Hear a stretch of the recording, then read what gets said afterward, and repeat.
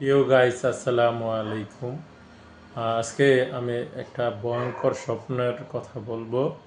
ভয়ঙ্কর স্বপ্ন হলো যে আমি একবার যখন ঘুমাইছিলাম স্বপ্নে যুগে দেখতে পারলাম আপনার আমি আসমান দিয়ে উঠতেছি।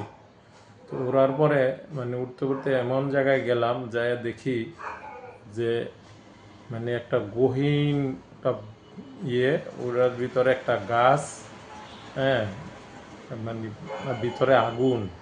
হ্যাঁ, তো ওই গাছটা একদম নিচ তলায় থেকে উঠছে। আর আমি ওই গাছটার উপরে ওই আপনার মুখের মতো এমন মুখের মতন থাকে গাছের শাখাগুলা, এই মুখ দিয়া যারে পায় তারই খেয়ালা।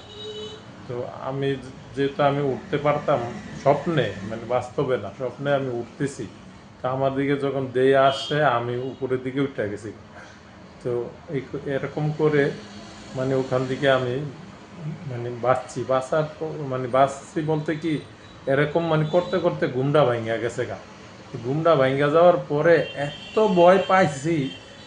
ভয় পাইছি আমার কলিজাটা যেন শুকায় গেছে গা, এরকম অবস্থা। তারপরে পানি খাইলাম, পানি খাইয়া উঠলাম। উঠে পরে আর তো ঘুম আসে না ভয়ে, সারাক্ষণ ভয়। তো আমি মনে জান্নাতের, আমরা তো কথাবার্তি জাহান্নামের কথাবার্তি শুনতাম। তো ওই থেকে হয়তো আমার ওই মানে চিন্তার থেকেই হয়তো স্বপ্নটা এসেছে। কিন্তু ভাই ভয়ঙ্কর, বিশাল ভয়ঙ্কর। সবার, আমার আপনার সবাই এই জাহান্নামের হাত থেকে বাঁচতে হইব। আর আল্লাহর দিকে আমাদের অগ্রসর হইতে হইব। তাহলে আপনি জাহান্নামের হাত থেকে আমরা বাঁচতে পারব। আল্লাহর সঠিক নিয়ম পালন করতে হবে। দুনিয়াতে আমরা আসছি শুধু আল্লাহরে পাওয়ার জন্য। এখন আমরা সবাই দুনিয়া দুনিয়া করতেছি। কয়শো কোটি টাকা এক একজনের দরকার দুনিয়া চলতে। কয়শো কোটি হিসাব নেই, এমনি টাকা পায় মানুষ, দিতে আছে আর নিতে আছে, বুঝছেন?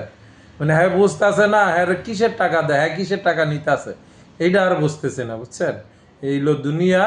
তবে মরবো তো সবাই মরছে, বাপ দাদা সব 14 গোষ্ঠী মরছে, বুঝছেন না? তো হ্যাঁ তো আর বাচ্চা থাকবো না, হ্যাঁ ও মরবো। তো হ্যাঁ ফয়দা নাই। তো এই টাকা, অন্যায় টাকা নিয়ে দুনিয়াতে পাহাড় গইরা কোনো ফয়দা নাই, কোনো এক পয়সার মূল্য নাই। এটা মরলে বুঝবেন যে মূল্য নাই।